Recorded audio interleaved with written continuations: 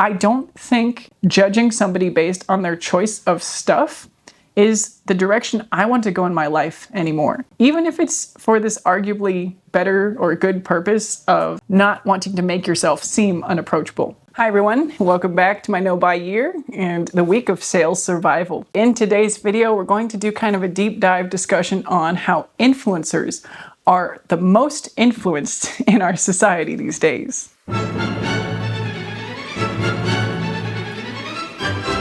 So I'm not trying to ruffle any feathers with this one. This is just kind of a theoretical discussion, right? So if you have any issues, meet me in the comment section below. I would love to hear your insights. However, the thought that I'm going to present to you in this video is that influencers are actually the most influenced people in our society these days.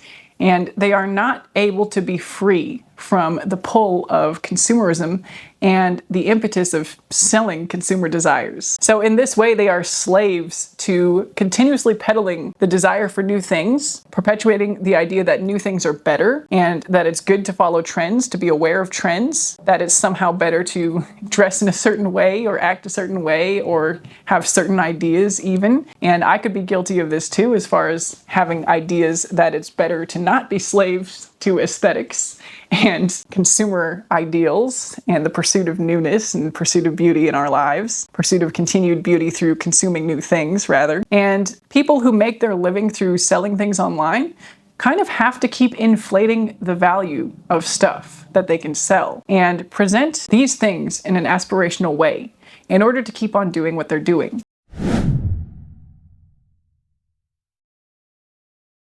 And we, as the consumers of their content, do not have to partake. We don't have to see that as aspirational, and we don't have to automatically buy in to what they're selling in order to engage with their content. We don't have to align ourselves with their aspirations or what they say are their aspirations, when they're selling a product, or their aesthetics, or even their value of aesthetics. I got a comment a while back about how in some indigenous cultures, the pursuit of hoarding things or material possessions is actually something that's not glorified, but it's rather kind of pitied because this person is a slave to those desires and to wanting and accumulating. And, that wasn't exactly the wording of the comment, and I'm not trying to take it out of context, and I don't have firsthand knowledge of this, so this is just an idea for you to speculate on with me. But this is kind of how I now see those who work as influencers, especially with the egregious PR unboxings. It's easy to see. It's easy to have kind of that pity for those people who have this stack of packages all the way to the ceiling, or this wall of packages. We know in a practical sense that that's going to involve hours of tearing open boxes, wading through packaging, hyping themselves up about products and their audiences, pretending to be excited about things when they've unboxed them for the 100th time or whatever it might be. How many new makeup products can you get before it loses its luster, even for free? Then they're going to have to deal with all the packaging, recycling it or discarding it, all the products that is more than any one person could use, and dealing with responsibly passing all of that on. A lot of them say they'll be donating them to women's shelters and things like that, but it is kind of an element of just dumping on all this stuff that they don't really need and they didn't select for themselves, but they had to feature in their content. And even influencers who don't accept massive amounts of PR and still, they get a little bit, or they take some sponsorships, or in other words, make their money through an online presence. If I were trying to make this a career and trying to make this my living and make enough income to survive and not have to do anything else, I would have to push my ideas more, even with no products. I would have to be more aggressive about trying to reach people, trying to market myself in a more friendly way as far as, make people want to click on these videos, make people want to engage with these thoughts. And I don't envy that way of life anymore. I think that I once did. I used to see it as an aspirational job, as a dream career. You get to control your own schedule, what you create. It seemed kind of artistic and free. But at the same time, you sign up to remain a slave to products, to aesthetics, to consumerism. I don't know if it'd be possible to be a conscious consumer and be an influencer who sells products. I just don't know that that can be the case. How many sponsorships does it take to not be conscious? And part of me wants to say it only takes one, because even if you already use the product, as soon as you talk about a product in a way that suggests that other people could buy it, you are making a massive amount of assumptions about other people's lives. And that is not conscious consuming to me. I might do a video about all the brand offers I've received in my first year as an influencer with less than 10,000 subscribers at the end of this year. And I can outline exactly why even some of the brands that felt like they might make sense or be conscious choices were not actually conscious when I thought about the prospect of pitching them to my audience. So you can let me know if that sounds appealing for you to watch. You can comment down below. But anyway, back to the topic of this video.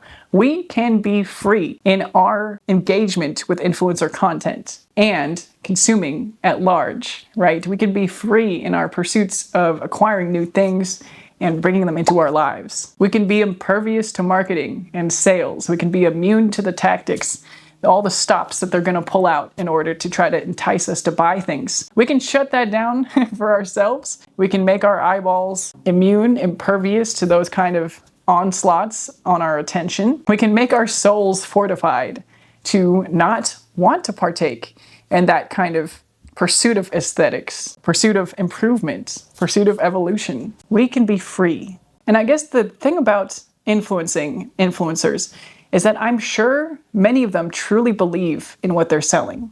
They truly believe in the products. They believe in the aesthetics, the improvements, the value, the sustainability, the fact that life can be better if you act and dress and live a certain way. I'm sure that many of them genuinely believe these things, and they're not doing it on purpose or disingenuously to sell their products or sell things that make them a kickback or feed their own income. And I'm going to share a couple of examples, not directly, but kind of styles of pitching products or ideas.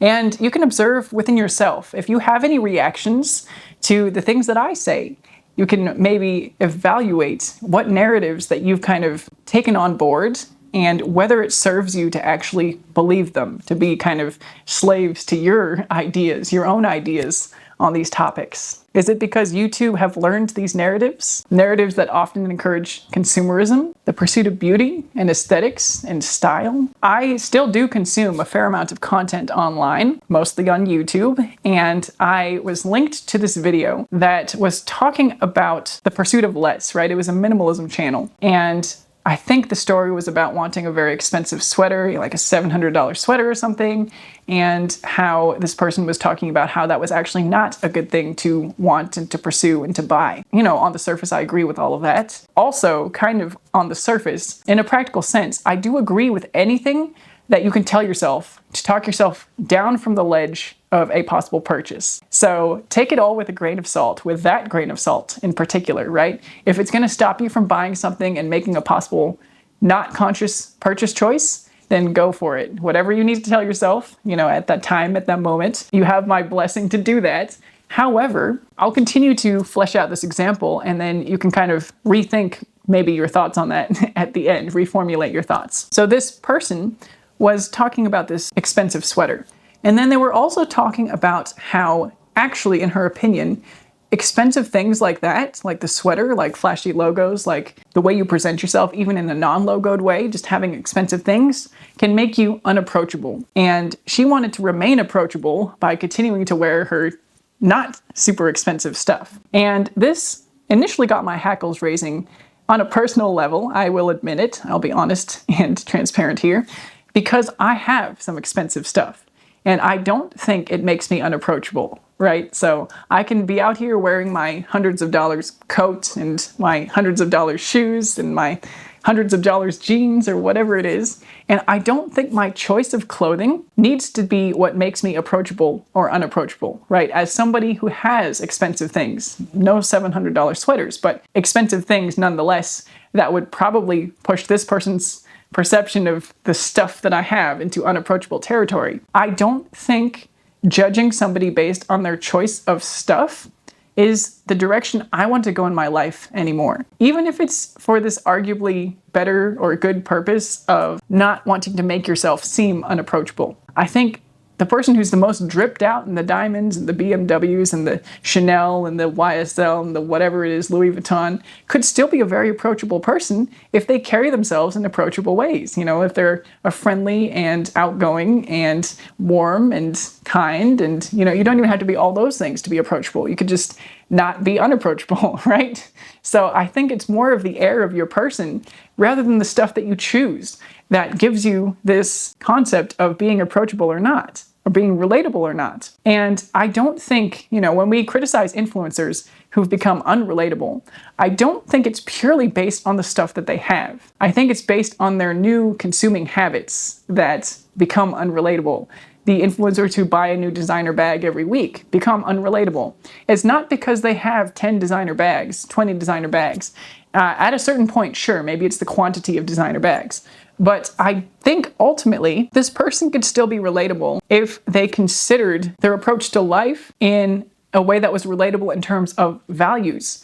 And what buying a designer bag every week suggests is that the values don't align. So it's not the fact that they have the designer bags. It's the fact that their actions are communicating that their current values are not in line with those that relate to their community at the time, right?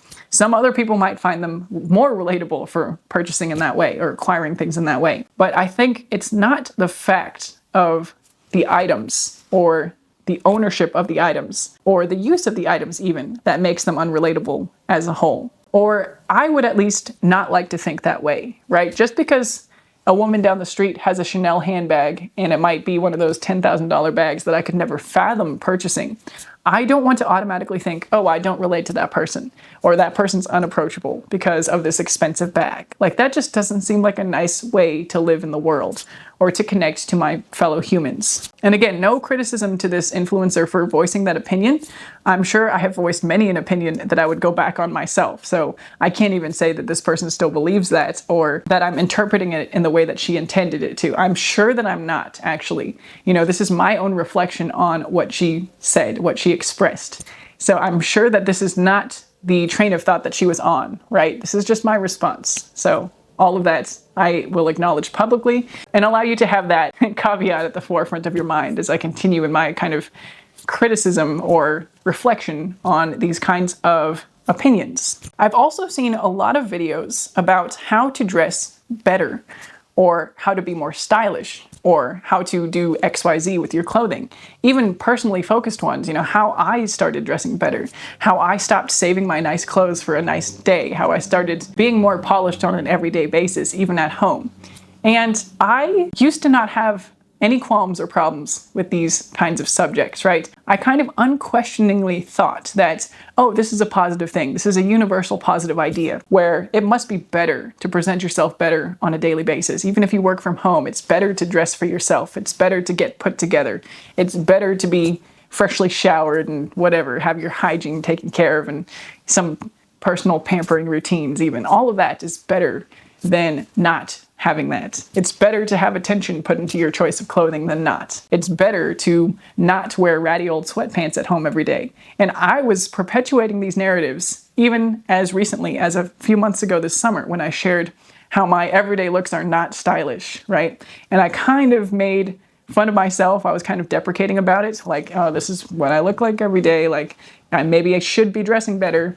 And engaging in some of the comments, I think I expressed similar opinions, right? Where I was saying, you know, yeah, there might come a day that I wear my nice things because it will become more practical for me to do so, and that would represent me taking more care of myself or presenting myself with more care in a better way. But I think these are all cultivated narratives. There's nothing wrong, fundamentally, with wearing clothes that cover your body and fulfill a purpose and don't look good. And the fact that we might not feel like we look good, I just wonder how much of that is an inherent feeling and how much of that is based on our environments. Again, this kind of connects with yesterday's video about how influenced our wants and desires are, the things we buy. Is our feeling of being frumpy in certain clothes cultivated by society, cultivated by our environments, cultivated by the content we consume in some cases? If we watch 20 videos of different beautiful women again, just examples here, talking about how they leveled up their lives by starting to dress better, wear a button down in the house, wear real pants, trousers, whatever it might be, instead of sweatpants or leggings, and feed us the narratives that it's actually not harder to dress in this way than that way. It's actually going to make you feel more put together and more productive to dress this way versus that way. And, you know, these things might be inherently true for you, but would they be if you hadn't seen all of these women talking about that? All of these beautiful, aspirational looking women? I just don't know anymore. And I'm just in a place where I am much more accepting of the me that sometimes wears ratty sweatpants, and I'm not willing to say that I'm going to be less productive because of the clothing that I chose. I'm not really willing to buy into the narrative that choosing better clothing, even from my own wardrobe without purchase, will influence me in a certain way. And I'm not trying to take that power away from those of you who appreciate it, right? Who get positivity from it. But I am cautioning against using it as a crutch or using it to justify bringing in newer things, prettier things, more aesthetic things, more productive things, things that'll give you a placebo of feeling a certain way because you've heard people talking about it doing that for them. Even just the narrative that it's better to look better. Says who? Who am I looking better for? And why do I care about the opinions of somebody else? And why do I even care about the opinions of myself that aren't positive, right? Why am I going to allow myself to tell myself, allow me to tell myself that you don't look good today, so you don't deserve to feel productive or to get things accomplished? I might just be at a place in life now where I prefer to just be happy. I prefer to let go of all those cultivated narratives, especially the ones associated with things for purchase, things that you can add to your life, things that you can continue to desire and to pursue and to fill your time with pining for or fantasizing about, you know, what is this going to do for me? No, I am at a place in my life where I just want to be happy where I am in my state of stasis. I want to pursue more ephemeral creative things. I want to make myself happy by creating, by doing things that I feel that I can do better than anybody else, not trying to toot my own horn by saying that, but things I feel called to do, in other words, right? Things that I feel like really fulfill my purpose, things that I have a unique voice that I can bring to the table of, right? And specifically for me, it is music related, and I do hope to kind of do much more of that work in the year to follow, 2025. And I guess speaking of music, there's maybe a separate conversation to be had about the love of beauty and beautiful things, beautiful objects, and art, and the creative pursuits of even things like makeup and style, fashion, clothing, and loving the art of them, right? I think there is an element of truth in that idea. I think there is some kind of art in the way we put together our outfits, in the way we put on makeup, in the way we maybe even curate an aesthetic, unless we're copying something that's purely influenced, right? Unless it's not inherent to us. But I think the love of the inherent beauty of something, even an object, cannot be purchased. The love of the beauty is not a commodity, nor is the beauty a universal thing, right? I can look at some specific object and find it beautiful, but another person might not be captivated by it, and the object has not changed. So, you know, I can take my violin picture here and say, wow, what a beautiful instrument. Other people might look at this and say, well, it's just a hunk of wood that's been shaped and it doesn't really do anything for me. Both of those opinions are valid, and they can exist, they can coexist, and they can be true beliefs, objectively speaking, right? Because the belief is dependent on the beholder. Beauty is in the eye of the beholder, they say. And that's the thing about the art of anything in life, I guess. You know, the thing that moves a person to feeling, to expression, is not something that can be purchased. Nor can the expression of the artist who created the beautiful thing. Even if the thing is what's beautiful, what we find beautiful, the expression that was put into the creation of that, and that is maybe successfully expressed to the people who find it beautiful, is not something that's purchasable as well. That essence is not something that comes with the thing if you buy it. I also don't know if it's a beautiful object that has no utilitarian purpose. Is there any greater enjoyment from looking at the object without owning it, and owning it if you can't actually use it? And I'm getting to a point where if it's in this category of a beautiful object that I own that I can't actually use, it doesn't actually fulfill any additional purpose than looking at the object without owning it would. The other thing about considering things like an outfit or a makeup look is that the outfit or the look is a sum of all of its parts. So it's not just all the clothing or all the makeup. It's the clothing, makeup, plus the person in it. And that person is not you, unless it is you. But if it's you, then you have everything you need, right? If you're looking at somebody in an outfit and you think, wow, that looks amazing, I want to get those clothes so I can look like that. You won't look like that because you are not that person. And again, this is going to be part of a dedicated conversation later on this channel. And then the idea of art and consuming art is also going to be an idea, I think, probably next year. The outfits and clothing talk and buying the fantasy of that style, that essence, is probably going to appear in the December kind of Vlogmas series. So stay tuned for that, coming soon. To close out this video, I will kind of go back to the topic of music and pursuing the beauty of that. I do that every day. And part of what I do with my music is that nobody can sound exactly like me. There's not one objective good that's available in this scenario. And this, to me, represents the love of beauty, the love of expression, the fact that somebody can appreciate what I do as unique because I am a unique creator. And it doesn't mean you can't appreciate what somebody else does or other examples as well, but that communication, that connection, is the love of the beauty that's there. And anything else is just the love of consumerism, the love of acquisition, the love of the habit of wanting and buying and pursuing, and the fantasizing about perhaps expressing that art and that creativity in ways that don't actually come with the purchase. And this is something that I think influencers are actually masters of cultivating in their audiences. That love of the beauty that they display and the love of the habits of wanting and buying, the love of consumerism.